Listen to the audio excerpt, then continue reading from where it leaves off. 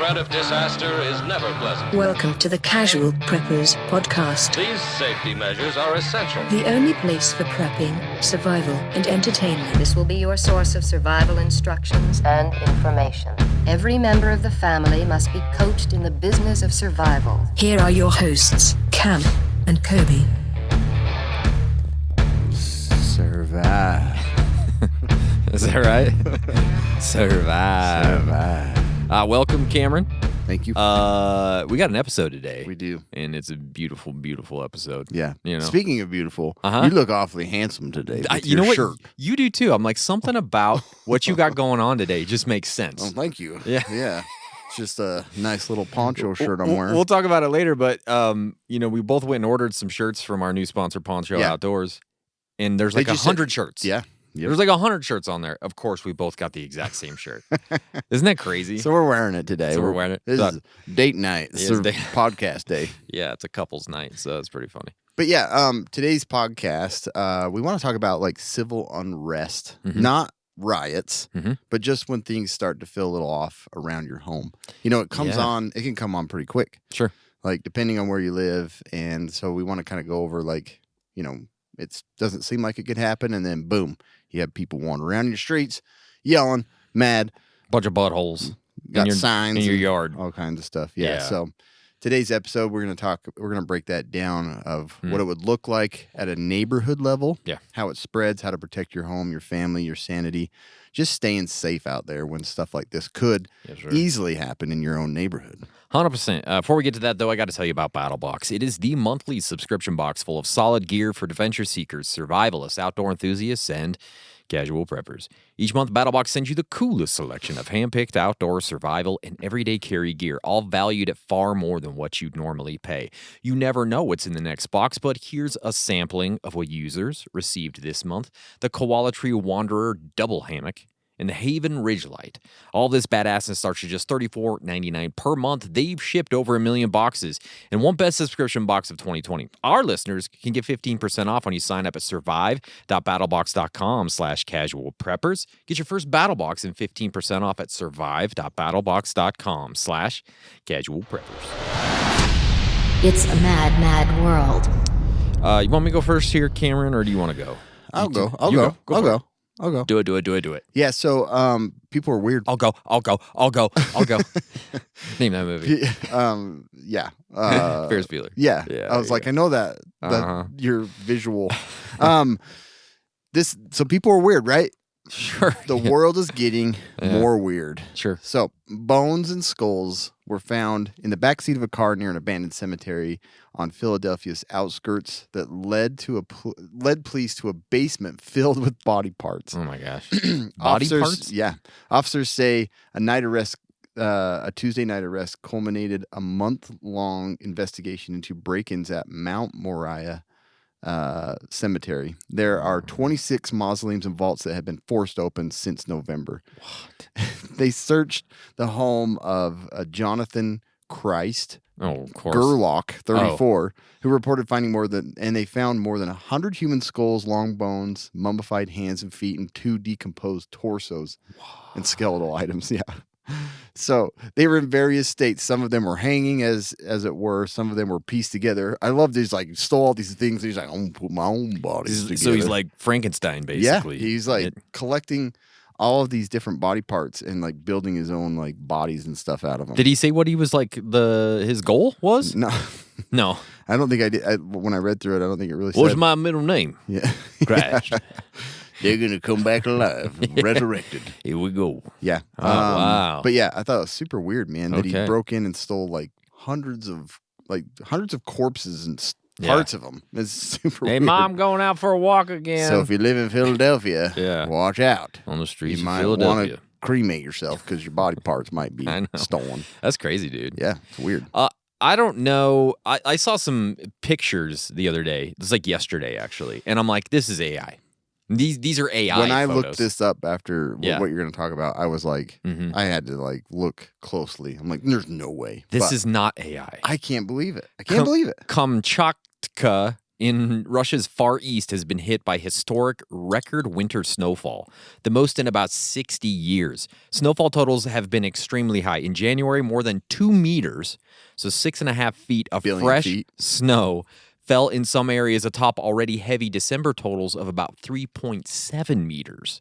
So we're talking like, what's that, 15 feet or something Yeah. of snow? Entire neighborhoods, streets, vehicles, and buildings have been buried or partially buried under deep snow and towering drifts. The drifts are the things. Dude, it looks like a little tabletop, like city scale. Yes. And they've like blown snow It's like onto it. something they've made for a disaster movie. It looks unreal. Yeah, snowbanks have blocked entrances to buildings, buried cars, made normal movement extremely difficult. Roads, transport, and daily life systems are disrupted due to persistent snow and blocked routes. Local authorities declared a state of emergency in the regional capital of Petropavlovsk, Your little Kamchatka. grunt at four. You're like, oh, I gotta say this, and surrounding areas because of the extreme conditions. At least 2 deaths have been reported in connection with the heavy snow, including incidents from snow falling from roofs. I'm sure if it ever thaws, they'll probably find a lot more than that. Yeah. Officials and experts warn of ongoing risks for avalanches, falling ice and snow from structures, and continued transportation challenges. Just go and look up Well, the yeah, photos. the drift, I would imagine an icicle falling from the top of that's like 2,000 feet. This is like, it almost, like the drifts are like doubling these buildings. I can't believe that. They're so tall. I can't believe it'd do that. Yeah. It's so crazy. Anyways, how bonkers is that, dude? Yeah, that is bonkers. That is Oh, bonkers. Earth is weird. It is very weird. So, look, guys, we've talked about civil unrest before. Actually, several episodes have talked about civil unrest, but mostly in the context of, downtown in your city. Maybe you're passing through for work, that sort of thing. But what if that actually spills over into the neighborhood that you live in? Your little suburbs or wherever you're at, right? Because that's actually not out of the question. This has happened several times. LA riots in 92, it spilled over into the suburbs. Katrina, obviously, there was a lot of stuff that happened there in all those little neighborhoods. Ferguson in 2014, the George Floyd protests in 2020 definitely moved into the suburbs. And then even in the UK and France in the past couple of years, there's been somewhere. It's not just in like a downtown area. It's actually moved into areas where people are just living everyday lives, right? So that's kind of what we wanted to look at. Like, what does it look like if it moves or begins to move into your actual neighborhood? Because sometimes you just don't even think about that. You're like, well, that stuff happens in town, right? It's not here. So I almost like during COVID-19 when we had like the lockdown and stuff. Yeah. I was like, what is like, it was just weird. Like seeing people, people were like totally against it. So I felt some unrest at that point. Well, I remember like, I'd never locked my gates before, and I was like locking my gates. You know what I mean? Like to my backyard and To your stuff. backyard, yeah. Yeah, it's very odd. So civil unrest almost never starts with chaos. It's not just like this thing that, boom, we have chaos and violence. It usually starts way quieter than people expect. Like little disruptions is kind of annoying. It is like maybe out of the ordinary, but it's not necessarily dangerous, right? And when we look at things like Ferguson and Minneapolis in 2020, they both began with really low-level protests, like public disruptions, days before the actual craziness kind of happened. And most people don't even recognize it while it's happening. It's like, this is not a crisis. This is just like a protest downtown. These things happen all the time. Don't need to worry, right? Because the first signs aren't dramatic. They're just like super inconvenient. Just like in LA in 92 and in 2020, they were just like canceling some events. That there's traffic that's maybe getting altered. Businesses are closing early. It's like, well, it's not like a huge deal, but it is something. Inconvenience to normal life. Yeah, and we're telling you these things because you need to be aware of them, because a lot of times this is the precursor to really bad stuff, right? Stores start closing early or changing hours out of abundance of caution. You've heard that before. Like nothing obvious has happened, but now your grocery store is closed at 6 o'clock. Yeah. Instead of midnight or whatever it is. And this happened again in Minneapolis. This happened in Chicago 2020. They were just like, no, we're closing early because we don't want to, just in case, abundance of caution. Public events get quietly canceled, games and concerts, meetings, all of those things. This happened in Ferguson. This happened in 2020.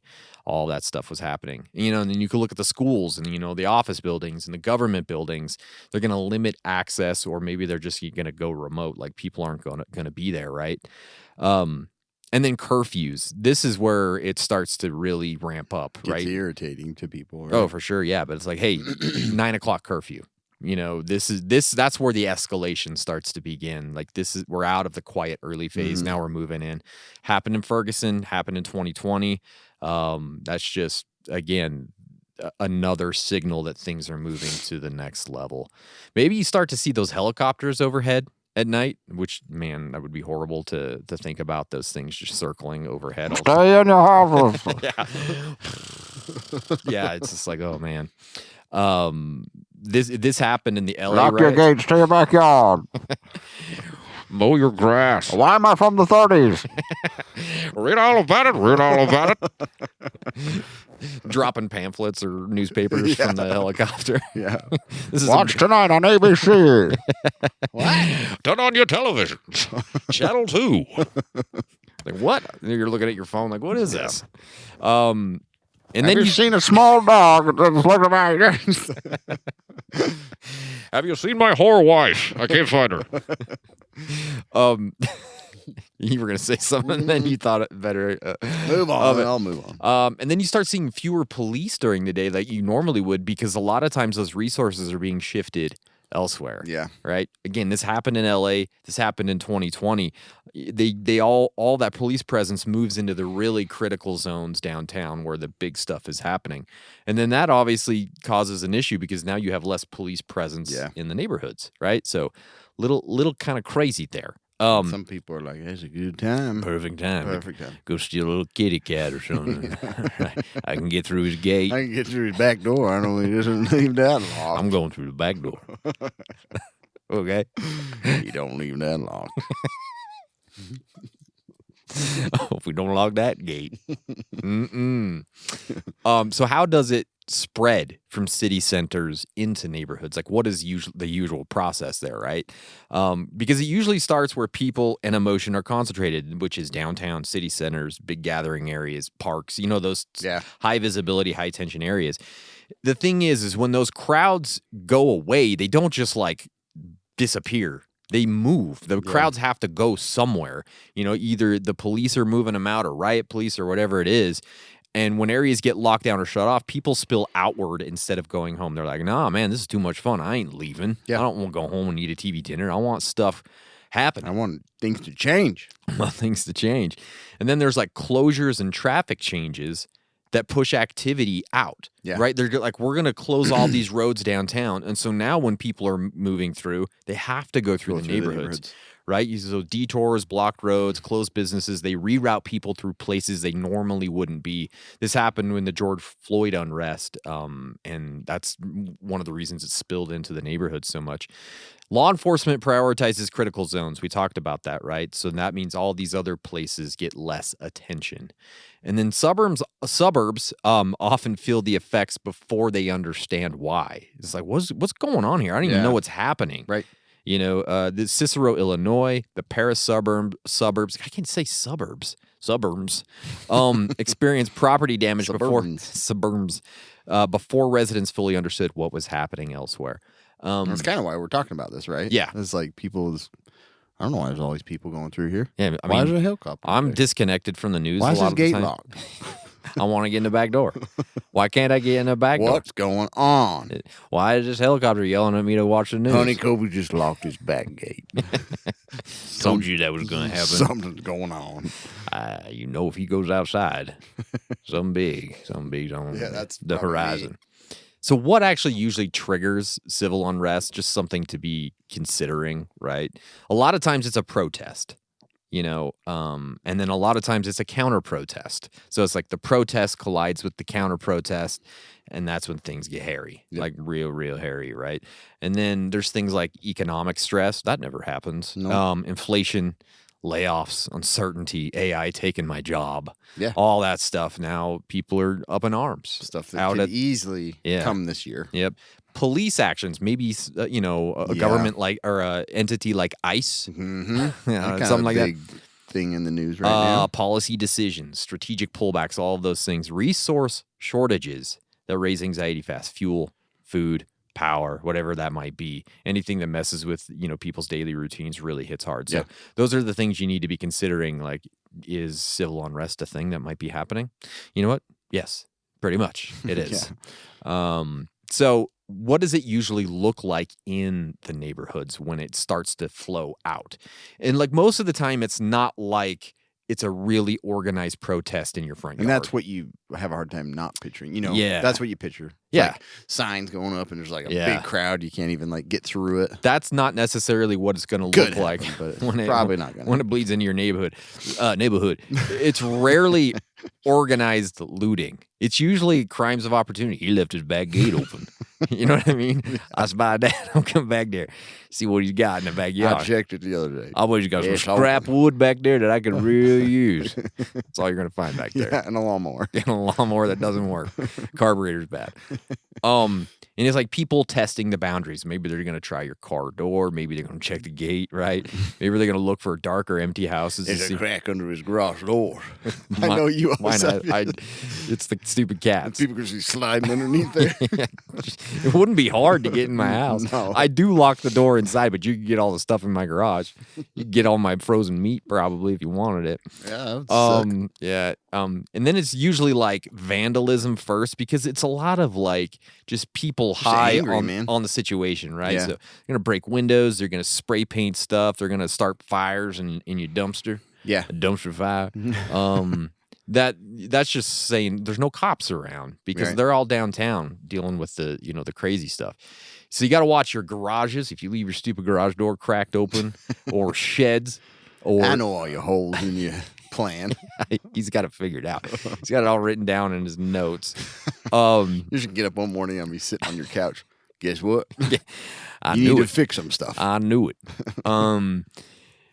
Most incidents happen late at night or early in the morning. Not going to be out there at noon when the sun's high. Right. It's hot. They don't like that. They don't like the light, Yeah. right? So it's going to be night or early in the morning, and so Most people don't like to be, they don't want to be seen who they are. no, because most of the time they're going to be wearing a mask, Right. anyways, probably because they're it's just how they are. But so let's talk about how people behave under this type of a situation, under stress like this. And it's mostly like I'm talking about like your neighbors, like how are they going to react to a situation like this when these things are happening?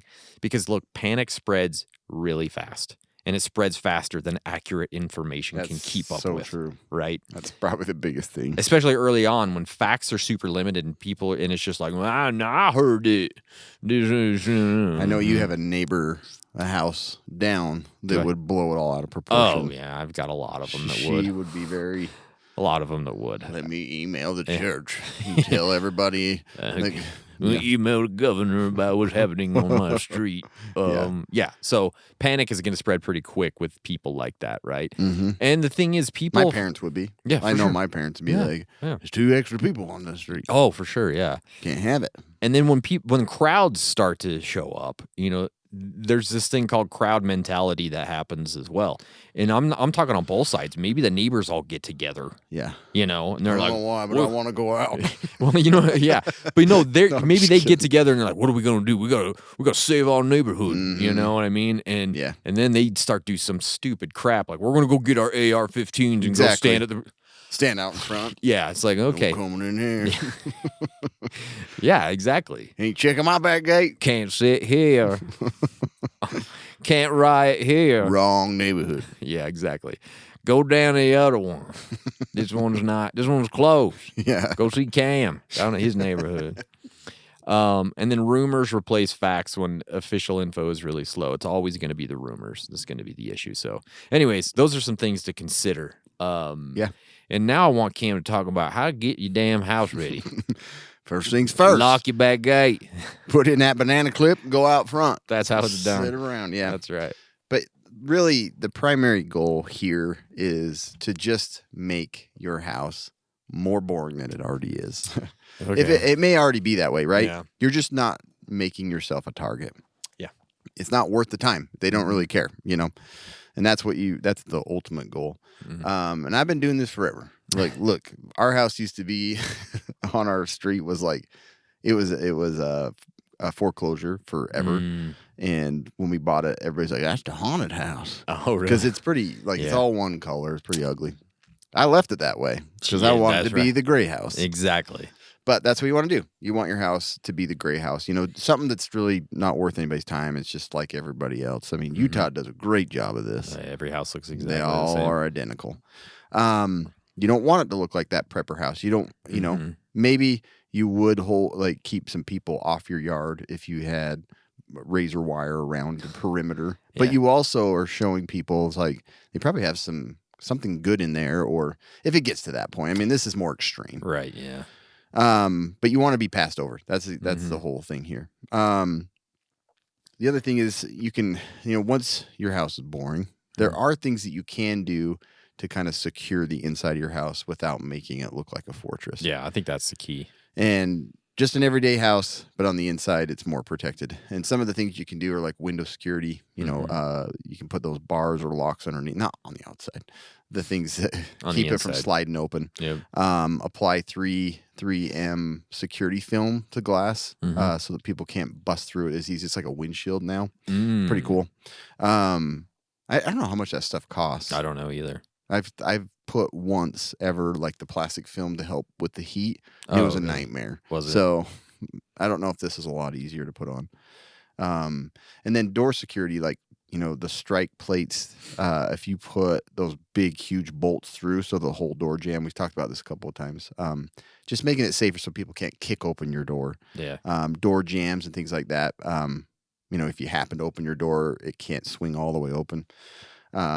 People to bust in and get in your backyard. Mm-hmm. And then you can consider tactical landscaping, thorny bushes, rose bushes, things like that that make it harder for them to get to those front windows. If you're working on building your arrangement around your house, consider things that make it a little harder to get through. Or like me, you can just have scooters, skateboards, stuff, strewn across the yard, and it just makes it really hard. Good for luck people getting to through pass that. through that. The tech layer, consider motion activated LED lighting, those cameras and stuff that activate when people walk past. You'd be surprised how many people, as soon as a big floodlight turns on, they're like, I'm done. Yeah, I'm getting out of here. here. Yeah, for I'm in sure. Kobe's backyard. Get out. That's right. And even if you don't have a security system for your home, advertise it. That's like it's the not most gonna matter. It's the most important part of a security system is the sign. Right. So just stick one out there. And Yeah. people don't know whether or not you have one. They're not going to take their chances if it's a boring house anyway. Yep.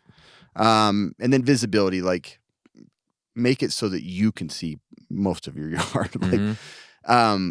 And I say this because I'm upgrading my door cam, because the one thing I hate about it, there's one blind spot in my yard, and it's always where someone said, "Did you see so and so?" Or it's where my garbage cans and where my RV used to be parked. And I always hated that because I was like, somebody could bust in there and I would never know. You couldn't see it. Yep. So I'm changing that so that I have full view of my front yard. Nice. So don't come. I will see you. Has voice and face recognition now. Good okay? luck. I'm getting in. Yeah. But that's the thing is if you're going to stay inside, stay safe, have a good security camera perimeter or the ones that have the floodlights on it. It really helps deter people. And it looks normal. That's just kind of, it doesn't have to look. Doesn't seem out of place. You don't have a spotlight on the roof with a turret, 50 cal. Oh, that sounds nice. It would be nice. Hey, who's that? Right. And then the other thing is in high tension environments, your home's noise and light output can draw unnecessary attention. You don't want to be over the top. You want to just seem like everybody's having a nice little dinner inside. That's right. You want it to be calm. So you want to be blasting AC/DC, Right. During a riot. Yeah. Get people riled up. Exactly. Welcome to the jungle. Yeah.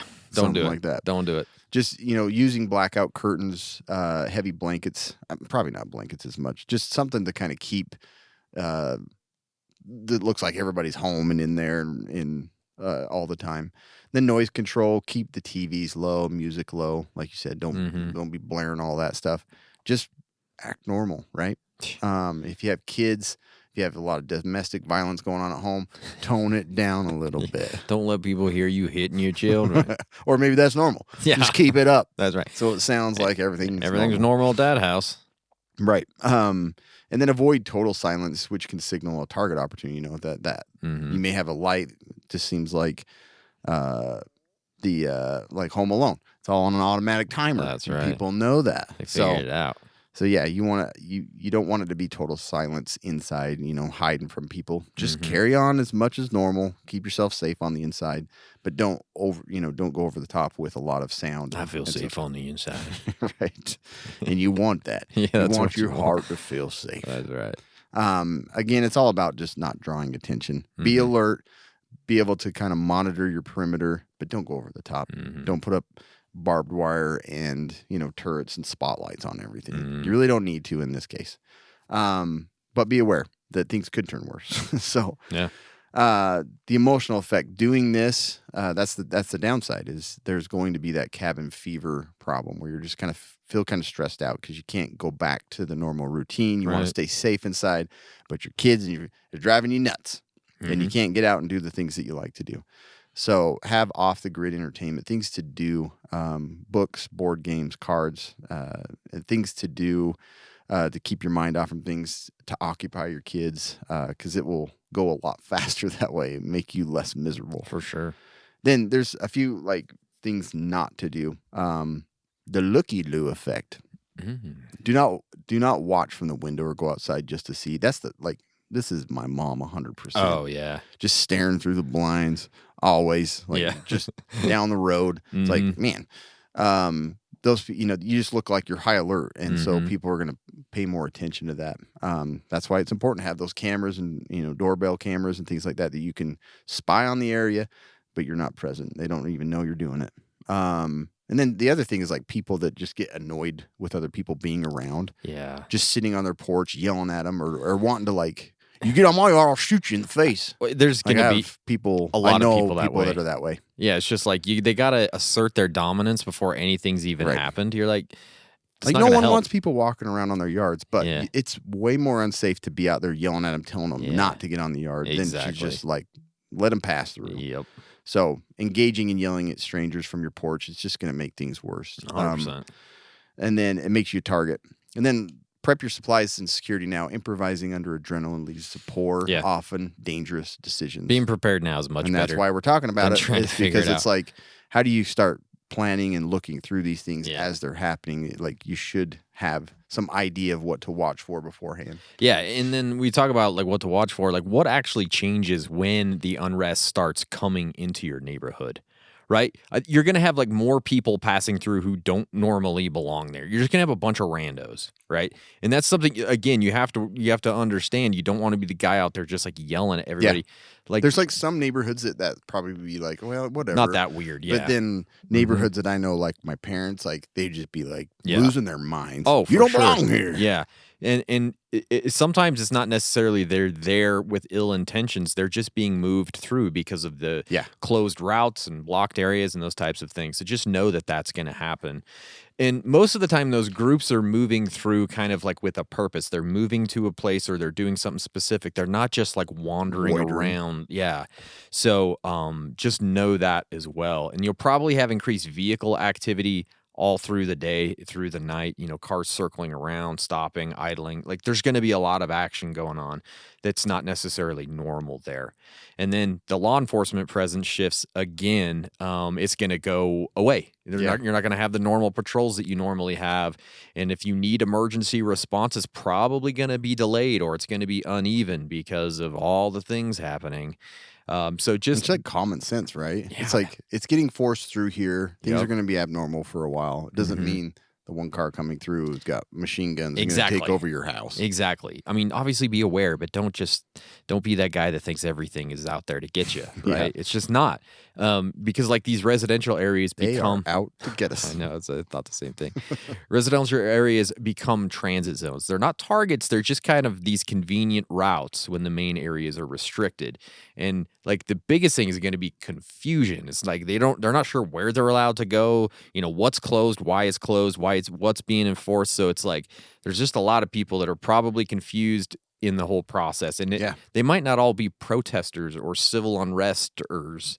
They're just people that are trying to get through. Yeah. And they may even come ask for directions. Yeah, that's exactly. If you're more paranoid, that makes them more dangerous. Exactly. So the neighborhood unrest is usually very indirect. It's not about you. It's not about your neighborhood. It's not about your street. It's mostly about where it connects they can get through. And most That's a risk good point. comes from movement, not confrontation. People passing through, not people coming to sit on your lawn. Right. Okay, they're just passing through. And so, like, your advantage at this point, like Cam mentioned, is it's observation. It's not engagement. You don't need to go out there and talk to every single one of them. Like standing out There's at that the too. end of your driveway with a bat, you know. Either those that are aggressive or those that are like, how you doing? How you doing? You see my slowing the whole thing up. And I just changed the alternator on this here. he doesn't have his back gate locked. Yeah. This is a good neighborhood. I just got a great deal down at Smith's if you were looking for some meat. Just make it even worse. Yeah, just like Let them throw. Exactly. So observation, not engagement. Just let them go, guys. But you do want to think about, you know, like the mutual aid you could get within your neighborhood, right? It's not about like, hey, we got to get a civil unrest group together. Let's link elbows and form a line. I want to spit on anybody who comes close. You spit on that guy You can't too. cross. Yeah. They don't know what to do. It's like the Who's in Whoville. Exactly. They're all linked up. It's 100%. Yeah. So it's just kind of being aware, like knowing who's capable, you know, knowing your neighborhood, who's vulnerable, who might need help if things drag on, who, you know, might be paranoid. Who might be paranoid. Because, like, because there's always like a guy on your street that is like the fixer dude. Like he's got all the tools, he's got all the skills, he's maybe a contractor or a mechanic or an engineer or something, and he knows how to keep things working. So understand who that guy is, because you might need to utilize him for something. You might have a medical neighbor. That's what everybody in his neighborhood is like, I know he can give me pills if I need it. Yep. You know, maybe it's first aid or nursing or an EMT. This is going to be huge. That's my defense value. too. Mm-hmm. We're gonna kill your family. I can get you medicine. Yeah. You got erectile dysfunction? I can fix it. I got a script pad on me right now. Forgot my checkbook. Got my checkbook. Hope you don't mind paying the script. Yeah. And then there's like always the information guy, the one guy that's like on city council or you know what I mean? There's always that guy that just knows everything. So just understand who those people are. Yeah. The problem is they're probably going to understand who you are, and you're probably the prepper guy or girl on the street. This turns into expectation pretty quick when the stress rises and people remember who the guy was that was on the podcast talking about all the crap that he has in his house that, you know, works in this situation. That's a problem. So just know that, right? Because whoever's listening to my neighborhood, you're going to be disappointed. Oh, sorely. You're going to be very disappointed. Sorely disappointed, so don't come over. It's not worth it. Nothing's going to help over at my house, because you become kind of the backup plan for everybody. It's true. There's a lot of people think that gets. What do we do? What do we do? I don't know what to do. I'm going to tell you right now. Listen to this episode. Go hit subscribe. Go sit on your couch. Listen to this. It's going to be fine. And so, like, you need to be thinking about how can you manage the tension on your street. Right? You need to be the level-headed guy. Yeah. So keep those interactions calm, brief, and neutral with even your neighborhoods, right? Yeah. Neighbors, friendly, polite, non-committal. Just like, hey, yeah, good, great. Fine. Right. It's all fine. And like you're saying, those guys with the skills, you know, or ladies with the skills, whoever, knowing those is important, but also knowing who's probably going to cause more problems. Because there's those people. That you're like, they're going to be a problem down there, and there's probably going to be more issues coming from that part of the neighborhood. I already have like 3 houses picked out that are near me that I'm like, I just need to avoid them at all costs. Me too. Because I know what I know a they're couple do. that I'm just like, I'm not like, I'm going to direct people away from them. So avoid debating or correcting people. Like, this is so stupid. Just don't try and change people's minds. Don't try and escalate debates. You know, don't be talking politics. Seriously. Like, just freaking keep things mild, keep the tensions low, right? And then Biden send you through this neighborhood? Yeah. What was this, Obama's crew out here? Trump bringing in helicopters to take the neighborhood? There's a Trump helicopter. I saw it was gold-plated. No doubt. And then don't repeat the rumors. Like, it's just like, oh, I heard it. It doesn't help. I know. Right? Unless you know that it's fact, and that's probably the biggest risk, to be honest. Oh, my gosh, yeah. It's real. I mean, we've gone through it so many times during the COVID stuff. You know, there's this rumor that all the gas is shut off. No one's getting gas for the next 6 months. And so everybody went down to the gas station and cleared it out. Filling up everything. Oh, my gosh, yeah. So just don't repeat the rumors. Just normal behavior, calm actions, all that stuff is great. And Cam already talked about kind of the Greyman Tactics. You For can you even in your house and for everything. yeah, and you can even do this during this time. Become the gray man even more. Stick to your normal routine, same schedule, boring crap. Don't advertise that you're bringing in gear or food or whatever. Just chill. Yeah. I think that's the safest. I love that. That's probably the best plan right there. It really is. Chill, stay away from everybody else. 100%. Listen, earlier I mentioned how handsome Kobe looked because he is wearing a beautiful shirt. Let me talk about that right now. As preppers, we always talk a lot about gear and food and water, but we don't talk enough about the clothing. And that's crazy because in an emergency, what you're wearing actually matters or not wearing. Right? It's true. That's why we've been loving Poncho Outdoors, actually both wearing them right now. This is that rare brand where you put the shirt on and immediately you think, yep, this is going to work. It's true. We've been wearing their flannels and Western shirts, and they're insanely high quality. Like, seriously, they are so nice. You can wear them to survive the apocalypse and go to dinner that night. And they're just like so, like the material on It's these soft, flannels. man. Oh my gosh. Yeah, it's not stiff. It's not bulky. Yep. It's soft. It's broken in. It feels like you've had the shirt for years. These aren't look good, don't touch shirts. They're made to go through everything: outdoors, projects, travel, riding a horse, riding everybody else. Civil unrest. Yeah. I don't want to wonder if my clothes are going to be a problem. Like, what I have on is what I expect to work for me and get me through. So Poncho, it just works. Plus, they've nailed the detail: hidden zip pockets, got a magnetic pocket, even a lens cloth down on the little right down here. So Beautiful. pretty awesome. You can clean off your glasses. And the best part, the look. They go from working outside to going to dinner without missing a beat. Yep. And if for some reason, this is what's so awesome, it's not your favorite shirt, free shipping, free returns, even exchanges months later. No stress. So amazing. So yeah, check them out. You can check them out at ponchooutdoors.com/casualpreppers. Enter your email for $10 off and let them know Casual Preppers sent you. That's ponchooutdoors.com/casualpreppers. I've been insanely happy with these shirts. Yeah, Insanely this is happy. this is the best clothing that we've ever had. 100%. I've ever worn. Sure. It's probably, honestly. It's true. Yeah, it probably is. Ross doesn't carry this stuff, I'll tell you. Neither does DJ Maxx. Yeah. So yeah, when you need to move or avoid trouble, this is when things get a little bit crazy and you need to start. You need to think about that things could go south, and so be ready for it. So in a volatile environment, your brain is a better tool than your legs. No matter how strong, sexy, or bulky they are, you need to use your brain first. You're right. So moving fast, rushing is often a sign that you've already waited too long. You're in a hurry and you're just you're not thinking things through. You're not using your brain. The golden rule: early or late beats fast. If you see the crowd forming, leave. Then leave then, not when the shouting starts. Yeah. So it's like, don't just hang around and wait for things. Like, know when it's appropriate to just get out of there before things get worse. Whether that be in the crowd or in a situation, and get back to your home. And that's why we talked about things get worse in the neighborhood and you just need to get out of the neighborhood. That's why we talk about all those things that could lead up to it. So you need to make that decision. Are these things adding up to it coming to my house? Right. Yeah, you need to be paying attention to that. Like, that's the most important thing. Yeah. Never move during height of an event or when emotions are peaking. Like this big crowd starts coming through. That's the worst time to do it. Yeah. Like, hunker down, just wait it out, and then leave if you feel it's necessary to leave. Like, do it when no one else is typically around. Yeah. As much as possible. Like 3 a.m., 5 a.m. type of thing. Sure. People don't get up very early. And then the other thing is like route realism.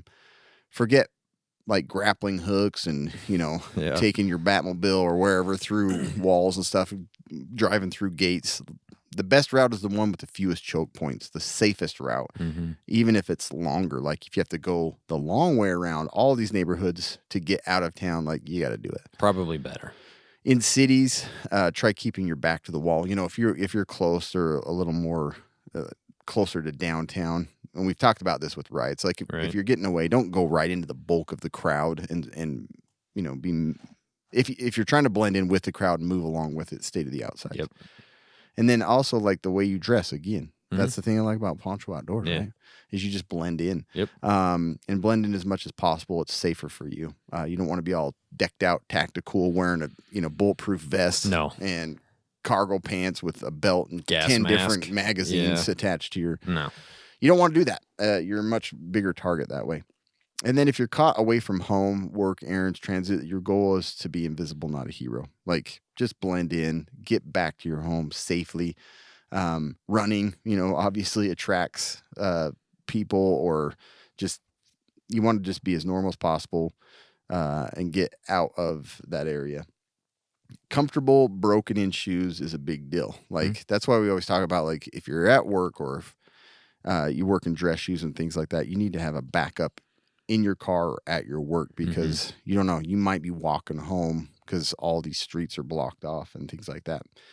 And then the other thing is, like, keep your gas tank at least half full. Yeah, your vehicle is so always important. going to be that thing that it's like both you're protected inside it for the most part, and then it gets you home.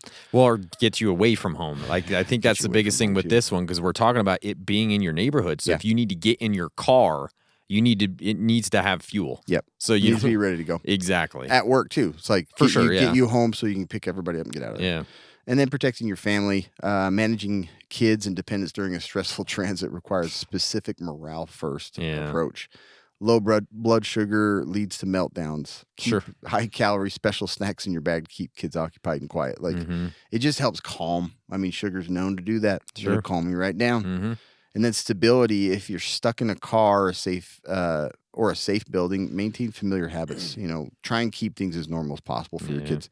There's nothing wrong with explaining the situation to them, but doing it in a calm way and kind of making it seem like you're pretty chill. Yeah. Like, Try that's the most important part.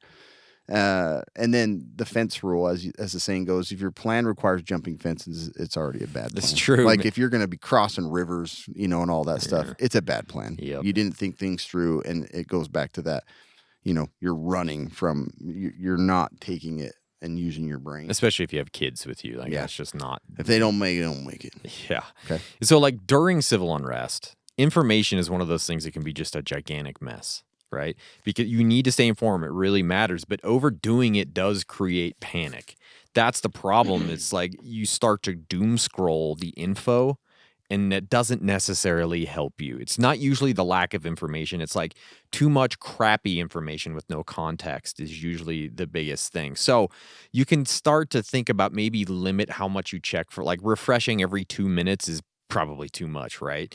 Look for information that actually changes your decisions. Like, is there a road closure? Is there curfews? Is school or work being, canceled or whatever it is? If you're refreshing that much, you're probably not paying enough attention to what's going on. For sure. So more information isn't necessarily better. If it's not going to affect what you're doing today, it doesn't need your attention. Yeah. Right now. It just doesn't. Doesn't really matter why it's happening a lot of the times. You just need to understand, like, how it's happening. Because the doom scrolling can actually wreck your decision making. Your nervous system gets lit up, and you're like kind of fear based at that point. And so you need to chill out. That's really not going to help. I mean, because rumors during unrest is so we've seen it so many times, right? Yeah. Like, it's crazy. Stories upon stories that are just We mentioned it fake. during, like, COVID, when things were getting kind of weird here. It's like these videos are popping up of people, like, passing out, coughing a bunch of blood, and we're like, is this happening? Exactly, and you don't know, right? I think that was probably from some other thing that happened. And you think of you always see these things on Facebook or hear people talk. Oh, a friend of mine works for the city, and he said they're shutting everything down. National Guard's coming in. It's about to get way worse. It's like, okay, take it all with a grain Somebody of salt. knows a guy high up. Yeah. I'm telling you right now. If there's like this urgency Buy without hot dogs as much as you can you get. ain't gonna get buns no more. I guarantee it. Last chance. Yeah. North Korea is taking them all. 100%. It's from higher up. It ain't me. Yeah. So when you filter that information, it's like, ask a simple question. Does this change what I need to do right now? If not, then don't worry about it, Yeah. right? Look for confirmation on those things. Don't look for repetition, because repetition doesn't mean jack. If you're seeing the same thing over and over on Facebook, that means nothing. You actually have to have confirmation on the information, because it doesn't matter. Yeah.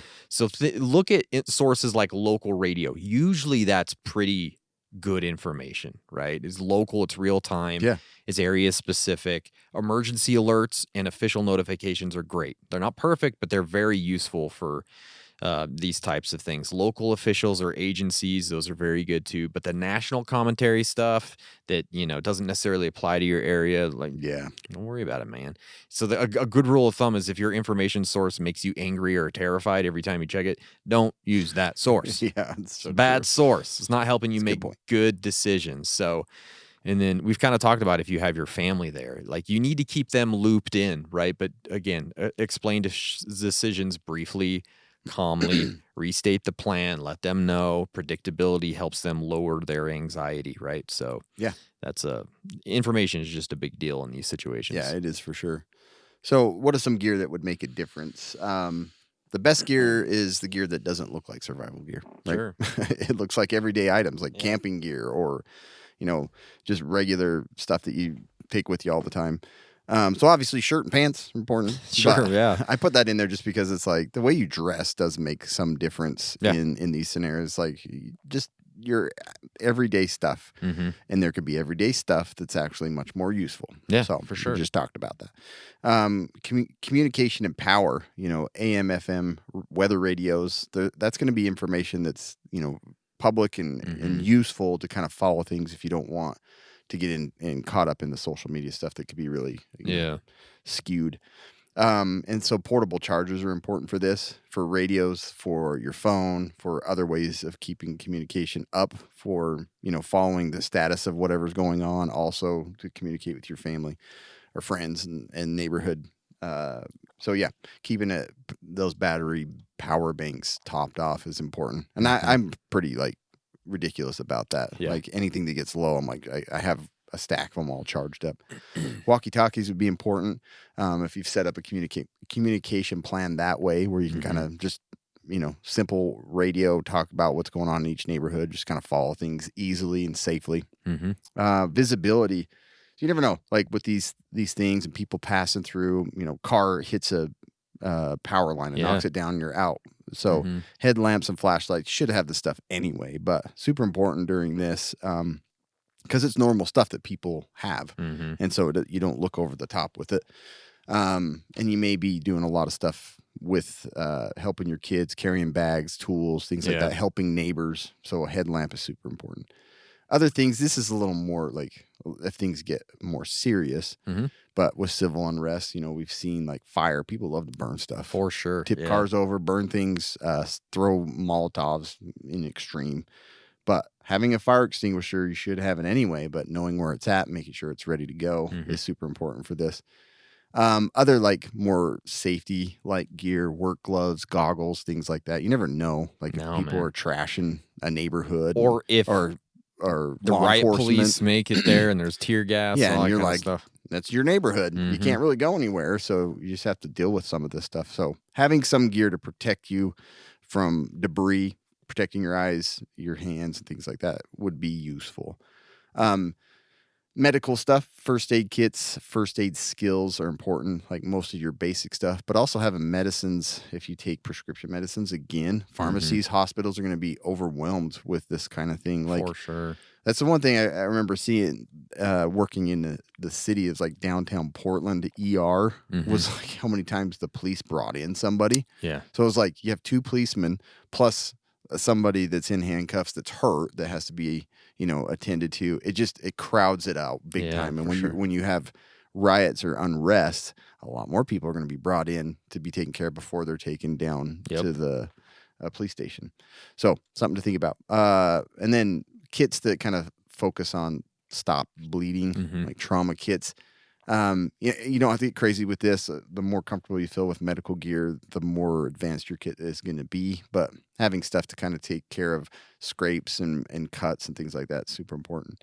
I'll talk a little bit about this in the medical tip, but like eye wash solutions, glasses, change contacts, things like that you need to make sure you have. And then burn creams, might get burned. For sure. And then EDC gear, super important. This is why we always talk about carrying good, well-tested EDC gear, because you never know. Like if you have to leave and you don't have a good kit set up or for some reason, you have your EDC stuff. Well, yeah, even just understanding what's happening in your neighborhood, I would be like, well, maybe I ought to put a few more things on me just in case I get caught somewhere. Increase your EDC kit that you can carry easily on you without all of your other stuff. A knife, obviously, high-quality multi-tool, light and strobe weapon. Like, they have those flashlights that are very useful for both, right? Yeah. They can deter people attacking you because they have this, like, super bright strobe. And it's kind of a weapon, too. You could hit them. And then you got Tums, right? For stress and anxiety. I always have those in my pocket. Stress and anxiety, yeah. And the Greyman rule applies big time here. The best unrest gear doesn't look like unrest gear. Keep it low key and simple. If you're wearing a tactical belt with 8 pouches, camouflage, all that stuff, it just doesn't look good. Both for the people that are, not from your neighborhood, that don't know you, but also for law enforcement stuff. They don't know what you're up to. Like, maybe you came there dressed like that to get in trouble. To screw stuff up. Yeah. You know what I mean? But that makes sense. Simple stuff. Yeah. So the last thing I kind of wanted to talk about is staying calm, because we've kind of hit on this already, but there's all these things happening. It's going to be normal that your adrenaline starts pumping, right? There's a lot of stuff going on, and you don't want to let that kind of take over your decision making. Observing, just like taking a breath and observing is the biggest thing, right? Take 30 seconds, figure out what's happening. If you see some crazy stuff going on, don't just sit back. Okay, what's really happening here? What are my choices? Then make your decision. Don't just go nuts, right? It's not going to help you. It's not going to help your family. Is anything happening right now that actually forces me to do something? And if it's no, then okay, we probably should just stay put and maybe do a few things to make ourselves a little safer, right? It's not like hot lava or wildfires coming. You do have more time to think. Yeah. Mostly. It's not usually like a sudden explosion of riots. Right. It's a slow trickle. It's a spillover, right? So don't start losing your mind. Just take your time.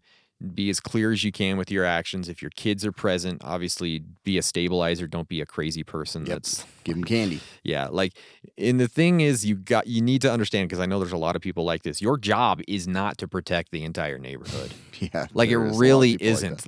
Especially for me, my thought is my house, my family. That's it. That should be. If it comes down to it and I need to go help somebody, yes. But that's down on my list, right? I'm always thinking about what can I do to help us here. Yeah.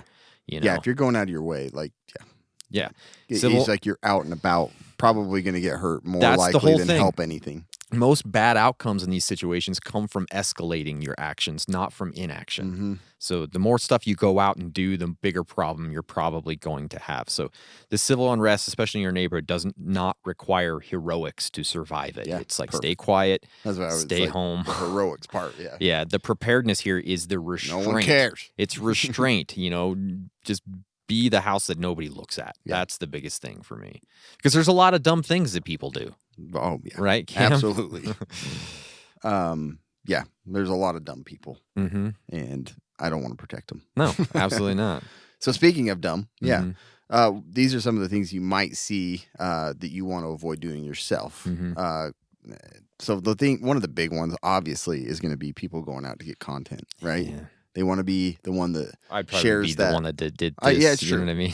But you could do it safely. Yeah, you sure could. But your phone's a distraction. It's not a shield. Having that camera up and that phone out, you're not watching your surroundings. No. If you're outside doing it, for one, and then two, just don't be completely caught up in that, not paying attention to if things are getting worse. Yeah.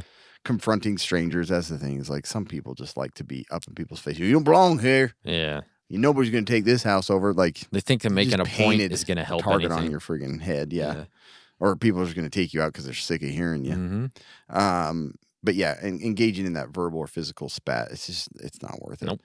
Arguing online, maybe you're doing it from the inside, inside your home and not being part of that whole problem, but you're doing it in a different way. And you're not paying attention to your immediate surroundings. Exactly. Yeah. You're just online trying to tell this idiot arguing about things. Trump 2029, 2030. Yeah, exactly. Did you just say Biden did this? Hey, Biden's problem. That was Obama. Yeah, it just keeps going. Yeah. Then the hero delusion, like you talked about, you don't need to be the commander of your neighborhood. I can see so many people in my neighborhood doing this. Me too. Oh my gosh. Thinking it's so useful, and it's no, you're only doing. Don't worry, I got so many guns, nobody's going to think twice about coming in. I'm going to make sure they all know I have all these guns. Yeah. I'm going to put one on my front porch. Right. Yeah. And this is not the time for political yard signs and bragging about your prepper pantry. You know, it's like I would take any of that crap down for anyway. Yep. But yeah, it just makes people more angry, more irritable, and they know that you're probably going to be aggressive. Yeah. And also don't go out there and try and, sell and barter things in the middle of all of this. Take an opportunity to sell some stuff because there's a bunch of people coming through. How much ammo you got? Because I got a lot I can sell for you. Yeah. You're probably not ready, are you? I can get you ready. And then the optimism bias, normalcy bias, thinking it's just going to blow over. You're not paying attention to what's happening. Is it getting worse? Is it going to pass? Like you're just pretending like, don't worry about it. Yeah. There's probably some neighborhoods that this would be the bigger problem because that happens all the time. Nah, not a big deal. They're not paying attention to whether or not it's going to be or getting worse than it's been before. So, yeah, man, that's crazy. It's a lot of stuff. That is a lot of stuff. That is a lot of stuff, but I think it's good information to consider because I think most times when, prepper podcasts or YouTube channels are talking about this, it's almost always about downtown. It's almost always about if you get caught, you know. Never talks about when it starts to overflow into. Yeah. So it's just a different angle that we thought was kind of interesting. You know what else is interesting? Electrolyte deficiency. Because imbalances can cause headaches, cramps, fatigue, and weakness. And as people want to be prepared and ready for anything, the last thing you need is something that will slow you down when you need to be ready the most. That's why we at Casual Preppers have teamed up with Element. It is a tasty electrolyte drink mix with everything you need and nothing that you don't. We think it's perfect for bug-out bags and EDC kits because it contains a science-backed electrolyte ratio. 1,000 milligrams of sodium, 200 milligrams of potassium, and 60 milligrams of magnesium. Casual Preppers listeners can get a free Element sample pack of the most popular drink flavors when you make any purchase through our exclusive Casual Preppers link. This offer may be claimed by first-time and returning Element customers, but you got to go to our VIP link, and that is drinkelement.com/casualpreppers. You're going to get your order and your free sample pack with any purchase. drinklmnt.com/casualpreppers. It's time for the quick and dirty medical tip. All right, let me tell you about eyeballs. They're important. I got one that works real good. Yeah. The other one's and got a subpar one. Exactly. Yeah. But just with like riots and well, not riots, but civil unrest and where, people are throwing things and there could be like tear gas and all that crap. I just thought it'd be interesting or useful to bring up like trauma to the eyeball. So, a couple of things before that is like if you wear glasses, have a spare that's readily available that you can take with you. For sure. If you wear contacts, make sure you have some extra pairs, but also again make sure you have glasses because you run out of those and you're gonna be blind, walk around the street, and people think you're a zombie. Yeah, not good. And then when cleaning up after these things or whatever, you're just more likely to get crap in your eyeballs. So sure. Pair of goggles and an eye care kit. That's kind of what I wanted to talk about. Like you can you can buy an irrigation thing, which they're super useful just because they have those little cups and they kind of direct saline water into your eyeball. I mean, in almost all cases, unless it's like super bad trauma, you're going to be rinsing your eye out. Just rinsing it. Getting a saline kit, I know that my medic has, we have those little irrigation bottles. They just have a little nozzle on them where you can squeeze. Those would be super useful for your eyes. But they do make those kits that have the little bulb that kind of goes around your eye. So I would highly recommend you get something like that anyway, just because, man, eyeballs always get hurt. Nice to have on hand. So if you get hit in the eye, a gentle ice pack is important to put over to help with the pain and the swelling. And then things to watch for is doubled vision, blurry vision that's not improving, severe pain, nausea. Like if pressure in the eye increases, you tend to get sick to your stomach. Like it makes you feel horrible. Those are things that you should seek medical attention for. And again, none of this is medical advice, okay? Definitely is not. If you cut your eye, covering your eye to protect all that blood from just drenching into it. Some people say to like put like a cup over it so that you can keep the eye open and not like, bleed crowd everywhere. it out and let it fill full of blood. Just any way to keep that blood out of there and try to get the bleeding to stop is super helpful. If it's something stuck in your eye, shield your eye, shield the eye, cover without pressure, and go to the emergency room. So, like again, put a cup or something that's not putting any pressure or touching the eyeball, because some people are like, "Let's put a patch over it," or anything like that.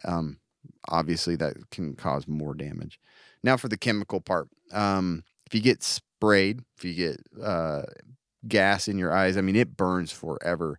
So remove any contact lenses first, most important, and then flush continuously with clean water if you don't have saline. But if you have saline, 15 to 20 minutes, you're going to sit and just irrigate your eyeballs. That's fun. It sounds like it would suck, but I'm telling you, if you're going to have eyeballs burning for 2 days versus rinsing Flushing for them. 20, do the 20-minute rinse. Yeah. And again, get those wash kits, the irrigation squeeze bottles, something that you can rinse your eye out. I guarantee you, you're going to end up using it.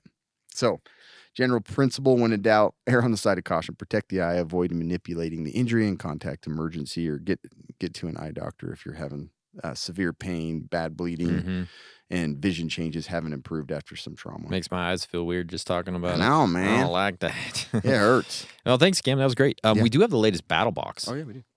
We got to look at that real quick. The latest Mission 131. The first item in the box is the Uzima water storage. It's kind of a great little water pack that has the little nozzle on it. Those are fantastic. It's got a nice handle, too. Yeah. That's the other thing. I've had those bags where you're like... Trying to hold... Yeah, like it doesn't make holding any a body. sense. Yeah, it's just stupid. Burning mountain fire starters. These things look like It's they like will burn. spaghetti. It does, yeah. It's look like wheat thins. Or Yeah. not wheat thins, shredded wheat. Shredded wheat, that is what it looks like. The Haven Ridge Light by Haven Tents. This is a cool, like you can use it to make like an A-frame tent, but it's a light. It's in there somewhere. It's a little box. I can't remember what it looks like. It is there, though. I don't know. Oh, there it is. Yep, Haven Ridge Light. That's weird. Yeah, it's kind of cool. Oh. And then we have the Koala Tree Wanderer Hammock plus straps. So if you like swinging in the trees. I have one from Koala Tree that I've used for like 3 years. No issue. No tears. Nothing. Nice. It's good stuff. We have the Ruckin River Waxed Canvas Bag. It's a fantastic bag, man. Thing is legit. Yeah. It's like an oil skin from back in the I day know. Explorers. And we had the Battle Spear by Doug Marcadia Designs. This is a frickin' knife of all knives, dude. Thing's gigantic. Oh my gosh. Cut a tree down one swipe. Probably. Yeah, Elephant's split tail a off. leg right off. Yeah, pretty One amazing. swipe. So that is the latest battle box. Use our code Casual Preppers, and you're going to get 15% off your first box. So that's pretty rad. Yeah. Right, Cam? It is. Well, anything else before we go, Cameron? No. Keep got your it. eyes safe. Yeah. And Watch out. keep your... Yeah. We are out. They are out They're to get out us. to get us. All right. Thanks, guys. Stay survived.